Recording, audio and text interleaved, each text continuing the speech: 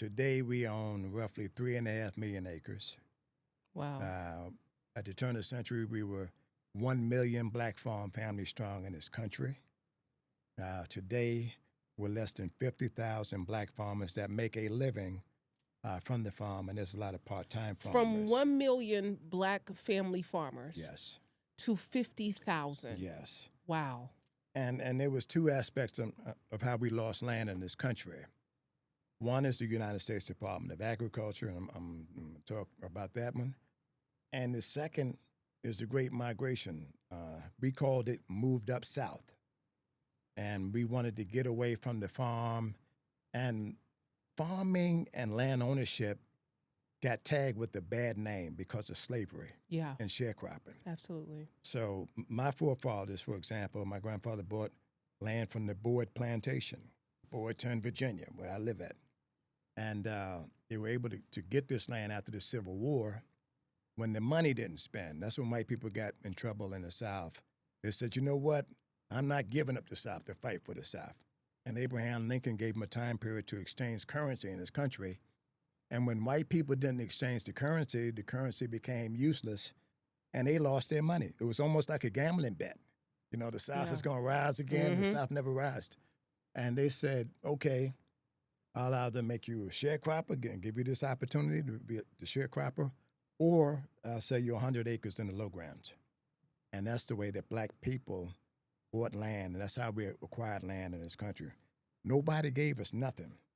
For example, this president wants to bring white farmers from South Africa, give them a homestead, provide them with money, and give them our land out of federal inventory, things they ain't never done in this country for a black man. Yeah. We had to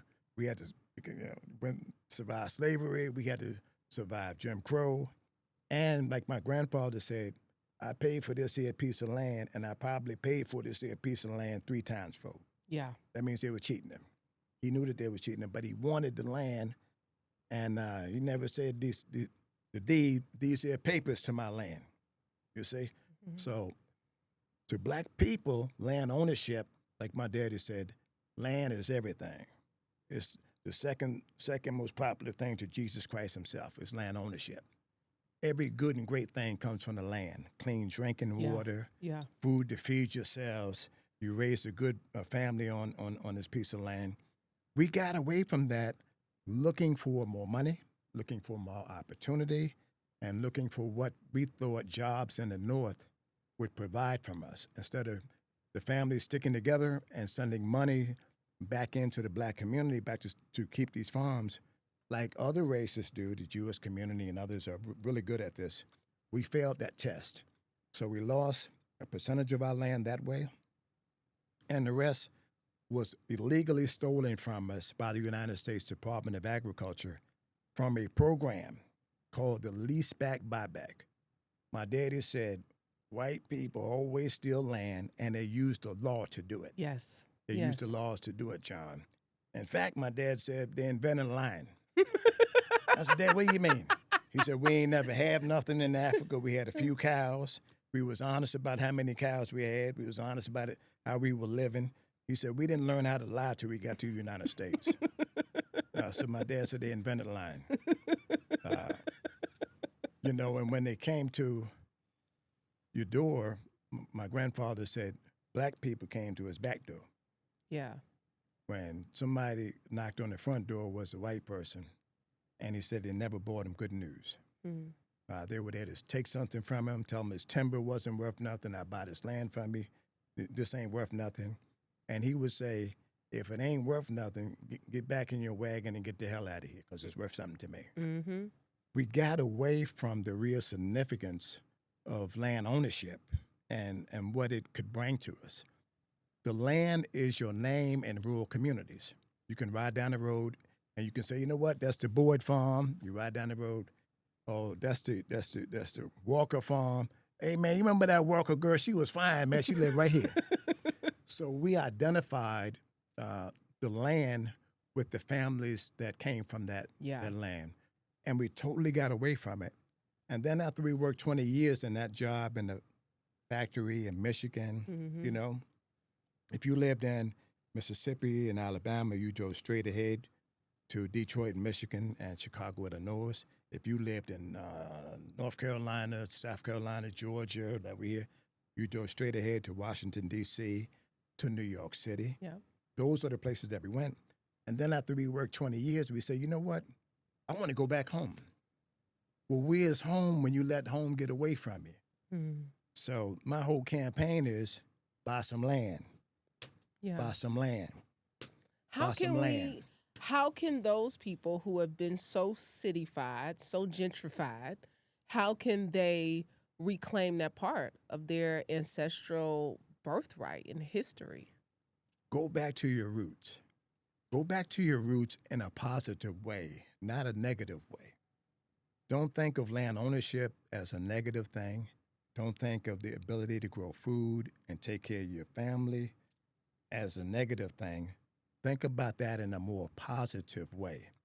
And my dad, all of us worked public jobs and we farmed. I said, Dad, well, tell me about your life. So you got any regrets? He said, yes, one.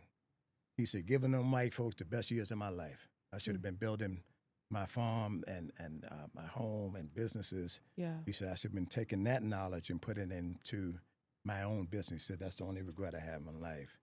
And so I stopped working a public job after that and started buying And that was more in land. that was in the 90s. Yes, that was in the 90s. And when I first started the campaign, I lost one of those farms under the program that I described, the lease back buyback. Mm. They said, hey, you sign this document. We're going to put your land in federal inventory, and we're going to lease it to you and give you the option to buy it back. Black farmers never got the land out of federal inventory. When we won the first settlement in 1999, there was 1.5 million acres of land that came from black people in federal inventory. Mm. So when we won the case, they said you would get the option to get your land, your farm back out of federal inventory. We got the money, all of it, all of the $1 billion was paid out, but we never got the land. Wow. That's how this country views land ownership and black. And like my daddy said in the same sentence, they don't want you to have the land. You can have a new raggedy car, you can have a new raggedy pickup truck, but you can't have the land. You can't have the land. And I want to change that. I'm telling black people on your show, if you can afford a new Mercedes-Benz and Cadillac, you can afford 5 acres in the country. I want you to change your mentality. Yeah. Yes, that land, like my grandfather said, is transferable by deed of trust. If you give it to your son or your daughter, they have the ability to build a house on this, Yeah. to raise a family on this land. Stop being renters and consumers and let's start being owners of our land and our own destiny. He who controls the land and controls the food controls the man. Mr. Boyd, I have been feeling this call back to steward land. Yes. Right? And I'm actually going to be doing a program to be on a farm for 13 months. Wow. So I can learn because my family owns a great deal of land outside of Barnesville. You come to my farm, I'll teach you everything about farming. You can take my class one-on-one. I'm going to take you up on that offer. And that's where it's at. And I'm telling people, I worked my whole life, body to get a couple thousand acres my whole life. You can start small. You don't have to be a big farmer to grow some tomatoes in your backyard, some cabbage, some cucumbers. When you put these things into your body, guess what? You know what you put on them. Yep. And you can taste the difference. You can. And fresh grown produce and farm with and beef that you grew yourself versus something in a supermarket that's been sprayed with chemicals and all the stuff that's bad for you. And guess what, people? We will extend the years that we live here if we start eating healthy and stop eating that McDonald's and all that junk. Yeah. Fast food is bad food for black people. Absolutely.